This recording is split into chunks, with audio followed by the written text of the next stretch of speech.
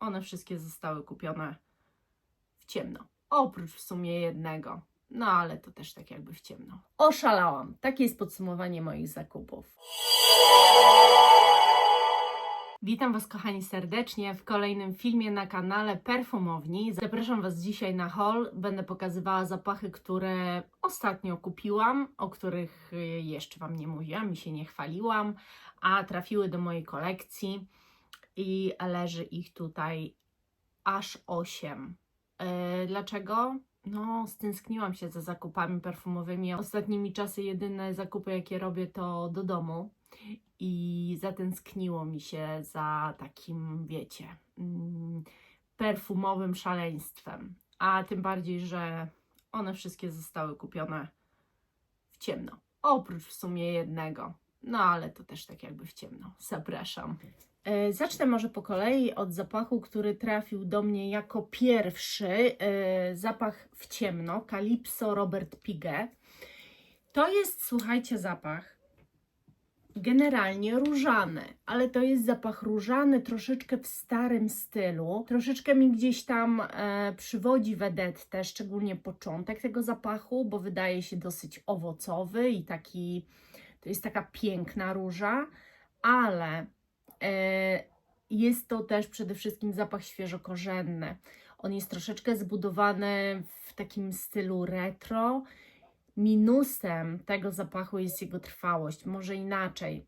On chyba ma większą trwałość niż ja myślę, tylko mój nos, nie wiem dlaczego, szybko przestaje go wyczuwać. No bo generalnie jak Wojtka pytałam, to on go czuł, ale ja już po 2 godzinach nic nie wiem. Natomiast naprawdę ten zapach bardzo mi pasuje. On mi, słuchajcie, przypomina sporo zapachów, ale tak najbardziej jak go wącham i go noszę, to przywodzi mi na myśl Juliet Has a Gun i zapach, jak on się nazywał? Coś tam Lady Vengeance? Coś z Vengeance. Tak mi się wydaje, że Lady Vengeance chyba, coś takiego. I tak, ja kiedyś ten zapach testowałam i jakoś tak, jak ten poczułam, to myślę, ja już coś takiego znam, coś takiego testowałam i nie mogłam za bardzo rozkminić, aż w końcu mi się udało. Ten zapach, czy on jest tani? Ja zapłaciłam za niego 250 zł za 50 ml, więc nie do końca tani, taki cena mainstreamowa bym powiedziała. Robert Piguet to jest bardzo stara marka perfumowa i jak na tak bardzo starą markę, gdzie pierwszy zapach stworzyli w 1944 roku, to mają tylko 46 zapachów. Z tego co wiem, marka zakończyła swoją działalność w 2024, to znaczy może inaczej. Nie wiem, czy faktycznie oni zamknęli działalność, czy po prostu przestali tworzyć zapachy, ale od 2024 nie pokazał się żaden nowy zapach. Calypso należy do zapachu tej marki dosyć popularnego, natomiast w Polsce znalezienie zapachów marki Robert Piguet troszkę trzeba się naszukać. Są takie pewne rzuty, że można coś kupić, później długo nie ma nic, więc nie mam pojęcia, może faktycznie zamknęli swoją działalność, bo mam takie wrażenie, że kiedyś było dużo łatwiej. Ten zapach jest śliczny, generalnie Wam powiem, różą stoi, korzennością, paczulą też, bardzo silnie stoi, przede wszystkim też paczulą.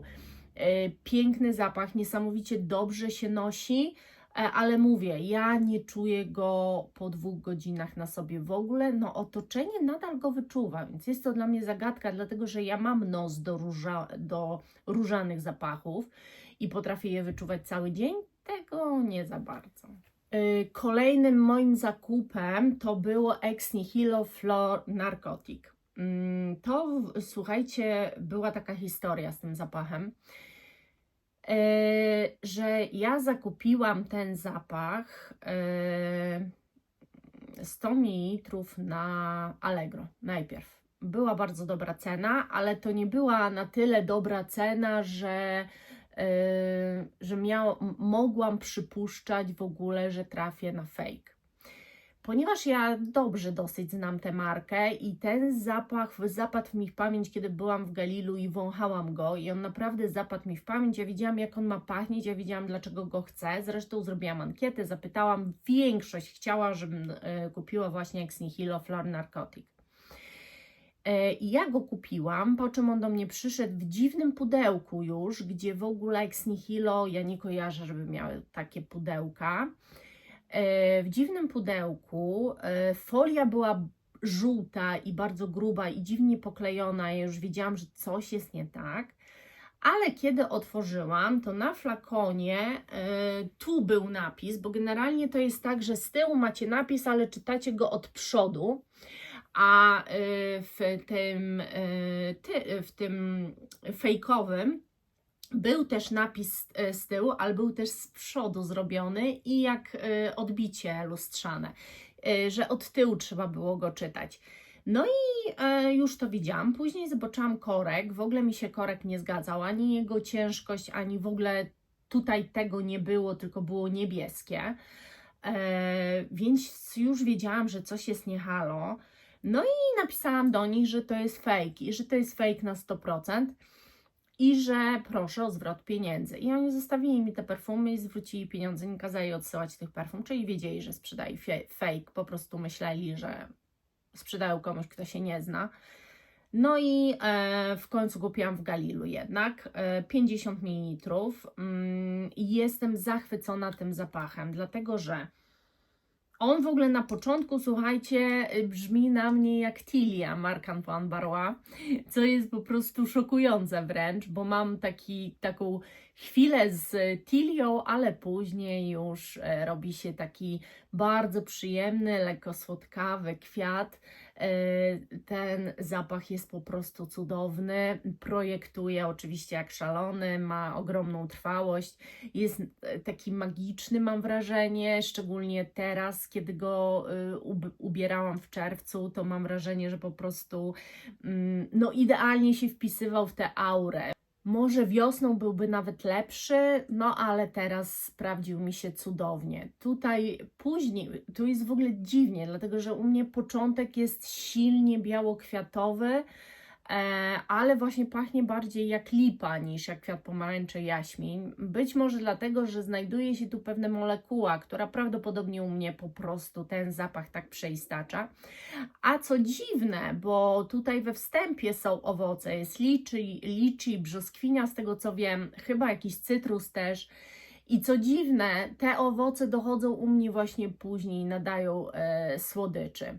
Ale cały też wydźwięk tego zapachu to jest jak nowoczesny szypr, ponieważ to leży na mchu i to też czuć. I jest pewna szyprowość tego zapachu, która robi z niego bardzo, bardzo elegancki zapach. Przepiękny, jak nie znacie, no to oczywiście możecie się posilić u mnie w sklepie. Kolejny zapach, który trafił do mnie do kolekcji, to za sprawą Justyny Miss Potocki. Pozdrawiam Cię, Justynko, serdecznie i u niej w sklepie za jej namową kupiłam właśnie Ton Kazur, który to zapach mówi, że cieszy się u niej ogromnym uznaniem reszty, czyli że generalnie nawet nie chodzi o to, że jest to jakiś tam bestseller u niej w sklepie, tylko że po prostu kiedy ona go ma, to jest komplementowana. I pomyślałam, że czas na skusić się na coś, co polecają inni i właśnie wybrałam te Ton Kazur, zakupiłam sobie ten zapach. I mam trudne początki z tym zapachem. Już Wam tłumaczę. Ona w ogóle w swoich filmach zawsze zaznacza, opisując ten zapach, że ona go uwielbia, ale niektórzy go odczytują jak jakąś chemię do podłogi, czy coś w tym stylu. No i ja go tak też odczytuję, a przynajmniej jego początek. Moim zdaniem, ja nie wiem co tu jest i nie sprawdzałam absolutnie tego, z czego ten zapach się składa. To jest mocarny zapach o bardzo dużej projekcji. Jego początek jest bardzo trudny, dlatego że małżeństwo słodkiej tonki z moim zdaniem cytrusami, być może jest tu też lawenda, W każdym razie, to moim zdaniem cytrusy są podane właśnie na taki trochę wodny sposób, ale niezbyt taki, nie takiej czystej wody, tylko właśnie wody z jakimś takim płynem, trochę chemicznym. I tonka zur to według mnie w ogóle jest nazwa łącząca tonkę i lazur. Lazur wody. Bo według mnie ujęcie tu tych cytrusów ma odzwierciedlać właśnie jakąś morskość. I ma to być takie połączenie słodkiej tonki z morskością. Tak jest, tylko że nie do końca na początku to ze sobą gra. I wiecie, to jest normalne. Rozpylenie tego, kiedy on nie jest od początku zapachem zblendowanym, tylko on dopiero musi do siebie dojść, to jest normalne i bardzo dużo zapachów jest tak zbudowanych, dlatego nigdy po pierwszych psikach nie oceniam zapachu. Muszę Wam powiedzieć, że zaistniała tu bardzo dziwna sytuacja, dlatego że pierwszy mój test był nadgarstkowy. Jak tylko przyszedł, to ja zawsze tak robię. Od razu rozpylam na nadgarstek i testuję. I muszę powiedzieć, że pierwsze moje odczucia nadgarstkowe były dosyć negatywne, że się z tym zapachem nie polubię. On nie do końca chciał się na tej moim nadgarstku układać. Natomiast kiedy w niedzielę, na całą niedzielę zaaplikowałam go globalnie i mało tego, ja sobie w niedzielę wtedy zrobiłam taki samotny spacer tutaj po mojej okolicy ze słuchawkami, kiedy mogłam się skupić też na tym zapachu. Kiedy zaczęłam go globalnie nosić, zrobiła się pewna magia, dlatego że to jest kontrowersyjny zapach, który jest czymś innym, czego nigdy w życiu nie miałam w kolekcji, nigdy czegoś takiego też nie wąchałam. Takie zestawienie jest dla mnie nowe, a okazało się, że przy globalnym noszeniu oczarował mnie. Już rozumiem Justynę, wiem o co jej chodzi, wiem dlaczego go pokochała, wiem dlaczego tak dobrze się w nim czuję, wiem dlaczego w wielu zestawieniach Tonka Zur od Gallagher Fragrance z linii Pearl Scent jest pokazywany w jej filmach. Dlatego właśnie, że tu w pewnym momencie, kiedy on się ułoży, dzieje się pewna magia. Tonka nadal jest tonką, ale te cytrusy to już nie są te cytrusy chemiczne. Staje się bardziej taki właśnie wodny vibe. To jest tak dziwne połączenie, że aż zaskakująco piękne. Także pokochałam się, Justyna, nie martw się. Wiem, że czekałaś, aż nagram i powiem parę zdań o tym zapachu. Słuchajcie, próbujcie go, testujcie go. U mnie lepiej wypadł globalnie niż nadgarstkowo, co się bardzo rzadko zdarza. Częściej jest na odwrót niż w tą drugą stronę, ale ten zapach naprawdę robi robotę. Kolejny zapach kupiłam w końcu za wielką namową, chociaż to nie jest tak, że ktoś mi pisał: Marta, kup ten zapach, Marta, kup ten zapach, tyle, że tyle razy Gosia, pozdrawiam Cię serdecznie, mówiła o tym zapachu w różnych komentarzach, pisała, że jest to taki jej ukochana róża.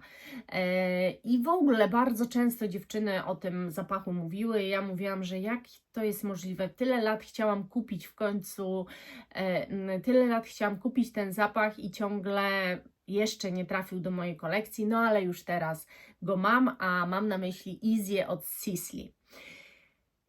Może na wstępie powiem coś,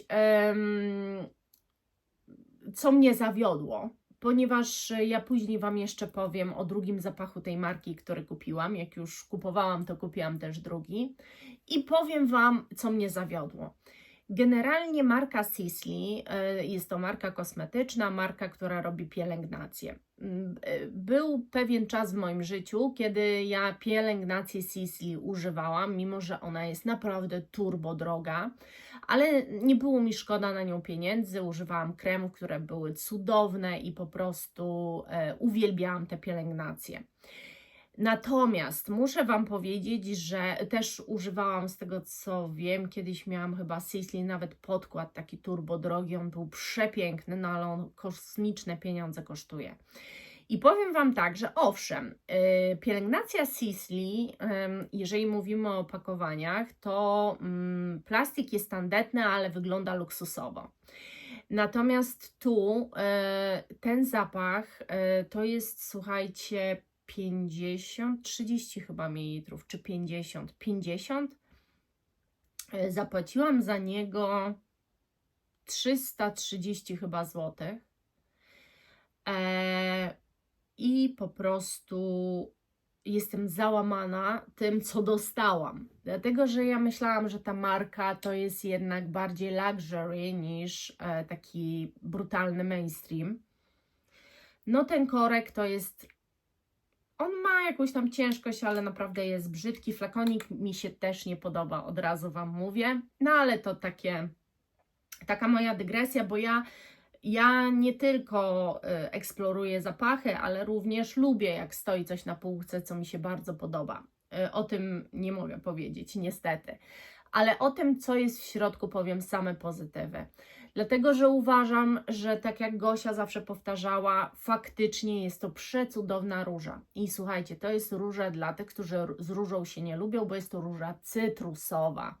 Więc ona jest bardzo świeża, bardzo frywolna, bardzo taka uśmiechająca się, dziewczęca też.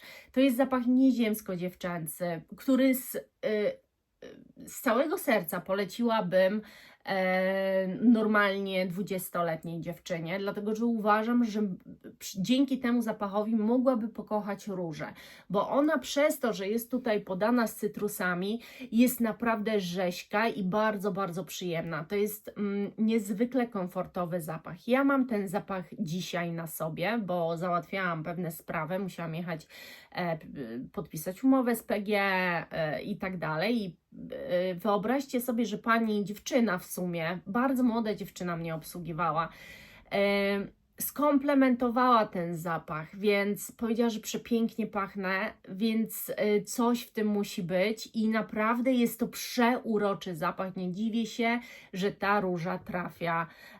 Wydaje mi w ogóle Gosia mi się z różą absolutnie nie kojarzy, bo gdyby ten zapach poleciła na przykład Monia, też Wicka, pozdrawiam Cię Monia, no to Ty jesteś różaną dla mnie kobietą, Ty różą stoisz. Porpora Tiziana Terenzi przecież to jesteś Ty, więc nie zdziwiłoby mnie i tak do końca nie wiedziałabym, jaką różę mi polecasz, dlatego właśnie, że tak lubisz róże i różnego rodzaju, a Gosia z kolei jest bardziej dziewczęca, jest taka bardziej frywolna, nie lubi takich mocnych, ciężkich woni, jej jest bardzo daleko od orientu, od jakichś takich dżemów i tych sytuacji, więc kiedy ona poleciła różę, bardzo chciałam ją poznać i bardzo cieszę się, że ją poznałam. Drugim z kolei zapachem, właśnie znowu z marki Sisley, jest Soir d'Orient. Jest też podstawowy Soir, ale ja właśnie kupiłam tą w wersji d'Orient. I powiem Wam tak, to jest Eau de Parfum. Powiem Wam tak, to jest 30 ml, ja za to zapłaciłam 500, chyba ponad 500 zł, 550, może więcej. Nie pamiętam dobrze tych kwot. I to jest dziurawy korek, jest tak plastikowy i tak po prostu chamski, że aż łeb urywa. Flakon ten jest naprawdę też tandetny.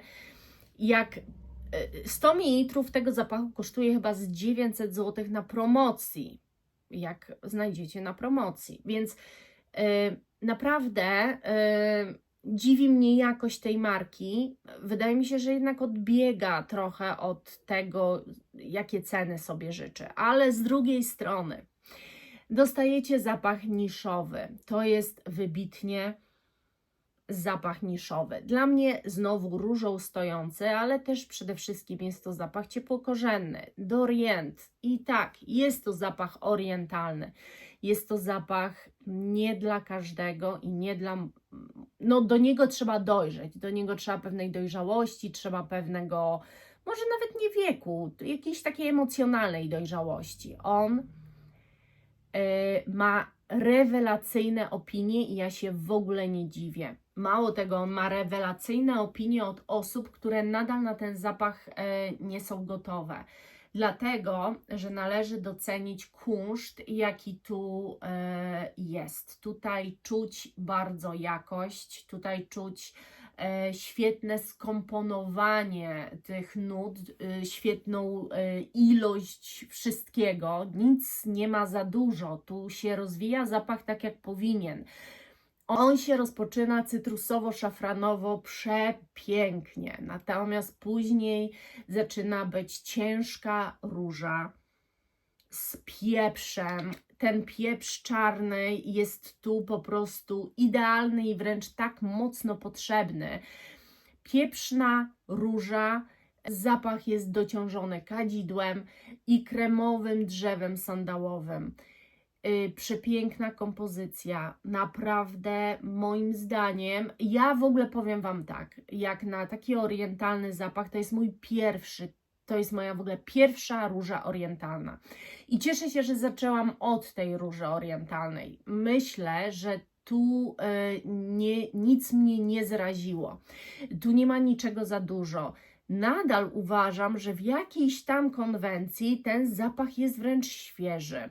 Chociaż jest dociążony, tak jak mówię cały czas, ale jest tu użyty ten pieprz, jest tu użyte też te kadzidło, jest przepiękne drzewo sandałowe, które niesamowicie tutaj tym zapachem kieruje, w którą stronę ma iść.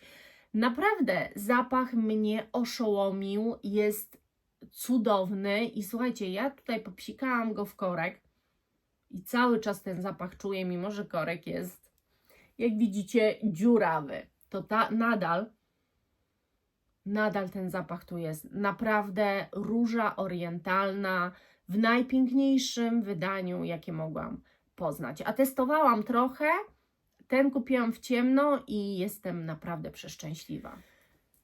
Kolejna flaszka do mnie trafiła totalnie przypadkowo.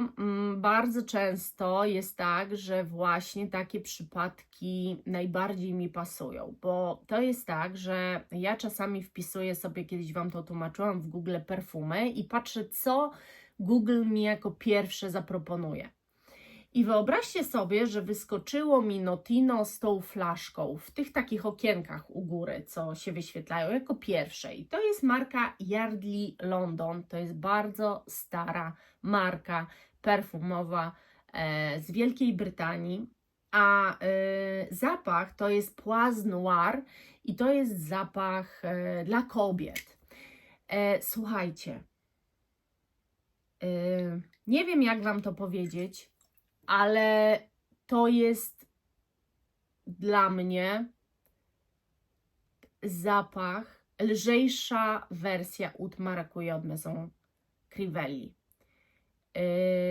Jest tu skórzaność, ale nie aż tak dymna jak w Oud Maracuja.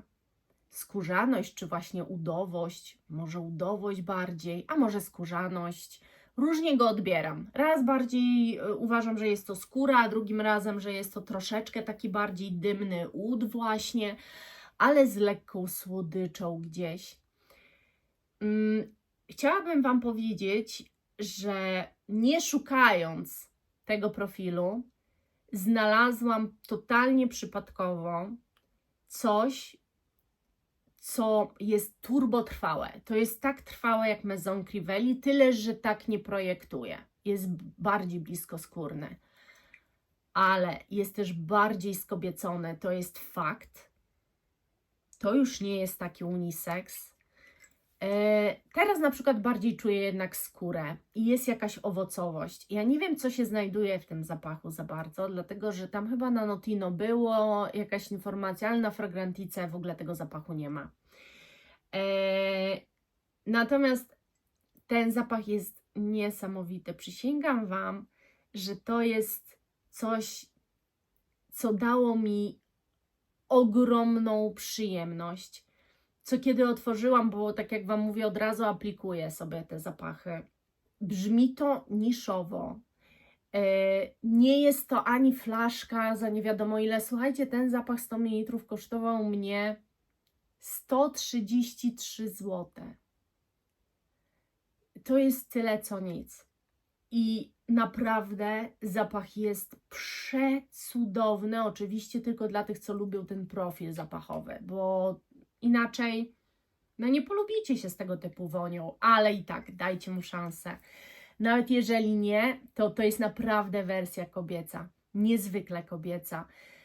Jest tu i jakaś sensualność, jest coś nieziemskiego, po prostu się ze mną dzieje, kiedy ja to wącham. To nie jest zapach jakiś przesłodzony czy coś, to jest zapach świeży, bardzo świeży.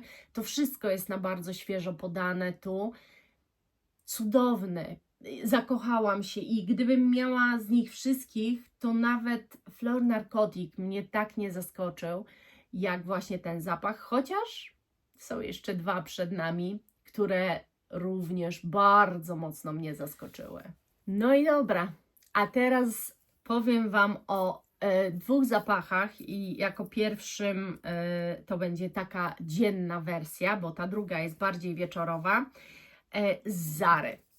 Kupiłam dwa zapachy z Zary. To są już porwałam, bo to tak właśnie jest zrobione, że już łańcuszek jest porwany. Łańcuszek był przyczepiony tu. Zara, a zapach Eclat Bohème.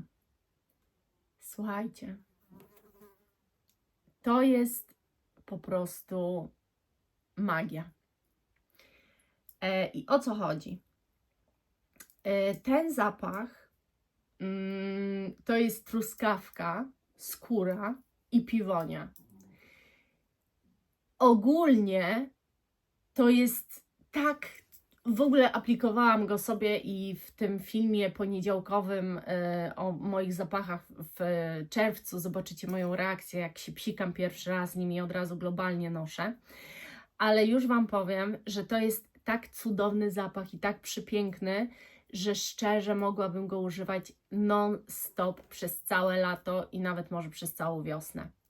Tu nie ma nic syntetycznego, on brzmi po prostu idealnie, niezwykle dziewczęco, troszkę słodkawo, bardzo silnie piwoniowo.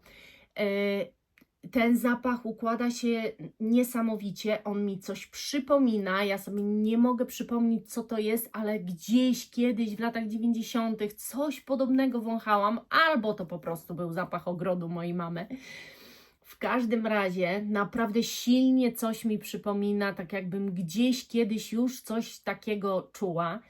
Jest cudowny ten zapach, ja po prostu oszalałam na punkcie tego, jak to jest proste, ale cudowne i śliczne. Trochę mi przywodzi na myśl taki piwoniowy aspekt Eight Bob Anik 1, ale tu jest ta truskawka i ta skóra, której tam absolutnie nie ma i nie ma żadnych cytrusów. Tu jest po prostu totalnie inaczej zrobiony ten zapach.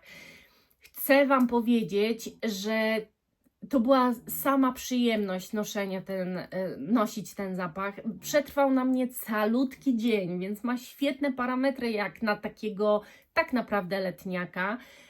Genialne. A z kolei drugi zapach to jest zapach wieczorowy. Też z tej samej linii, bo to dwa zapachy po prostu powstały z tej linii. Nie wiem, czy coś będzie więcej, czy nie. Ale to jest Coeur Nocturne. Słuchajcie, jaka tu jest paczula. To jest w ogóle zapach tylko paczula i kwiat pomarańczy. I powiem Wam tak. Nadgarstkowo zaaplikowałam w ten sam dzień ten zapach, a globalnie nosiłam tamten. I ten zapach, o kurde, jakie to ma parametry. No i jeszcze lepsze. Na nadgarstku, gdzie ręce się myje, utrzymywał się non-stop. To jest, słuchajcie, zapach paczulowy, dla mnie lekko dymny. To jest niby paczula ziemista, ale taka nie do końca. Ja myślę, że tu jest kwiat pomarańczy tak dodany, że właśnie tworzy tylko taką lekkie zadymienie paczuli. To dziwnie brzmi. Nie wiem, czy taki efekt można kwiatem pomarańczy uzyskać, ale skoro są tylko dwie nuty, no to jakoś tam staram się domniemywać, że to może o to chodzić. To jest zapach, który kompletnie mi zawrócił w głowie. Jest bardzo prosto zbudowany, idealny na wieczór. Bardzo mi przypadł do gustu. Znowu trzeba kochać paczulowe zapachy, on nie będzie dla każdego. A już na pewno, jeżeli Wy, kobiety, nie znosicie żadnej, nawet lekkiej dymności, to absolutnie nie, bo moim zdaniem ta dymność jest specyficzna. I nawet nie umiem jej opisać, bo to nie jest taka dymność kadzidlana, czy jakaś taka dymność, no po prostu dymku, tylko to jest poczucie, że coś się właśnie gdzieś spaliło. I nie żadne opony, nic, bo cały czas czujecie paczulę. Bardziej, że gdzieś w ogrodzie była jakaś wypalana trochę trawa i jakby taki efekt jest, to bardziej w ten deseń. Powiem Wam szczerze, totalnie się wpisuje w to, co ja lubię, ten zapach. A druga sprawa, ja nie mam takiego zapachu w kolekcji. To jest pierwszy tak paczulowy, z takim właśnie lekkim zadymieniem zapach, który tak bardzo mi przypadł do gustu. Także to by było na tyle. To są moje nowości w kolekcji. Tak wyglądają najnowsze nabytki, które zostały kupione w ciemno i powiem Wam szczerze, strzał w dziesiątkę. Jestem zachwycona. Będę to nosić i będę się tym cieszyć. Moja pierwsza orientalna róża też strzał w dziesiątkę. To jest naprawdę moja pierwsza orientalna róża. Cudowne zapachy. Jestem oczarowana. Najmniej oczywiście tym, bo nie wyczuwam go po jakimś czasie na sobie. Ale w korku on pachnie cały czas, więc on musi pachnieć. To jest też cudowna róża. No jak kochacie różę, to tutaj trochę jej jest, więc i każda z nich jest totalnie inna, więc możecie sobie potestować. No i tak jak mówię, to nie są jakieś, no Sisley jest drogim, Ex Nihilo oczywiście też, ale Tonka Azur też nie jest jakimś moim zdaniem z kosmosu. Zależy, jak kto do tego podchodzi. Słuchajcie, dla niektórych tylko Zara może być tu tania. Chociaż to, no nie powiecie, jest bardzo tanie, a to jest niesamowity zapach i jak lubicie, o Jezu, to jest naprawdę coś przepięknego. Oszalałam. Takie jest podsumowanie moich zakupów. Ja za dzisiaj Wam serdecznie dziękuję i do następnego. Pa, pa!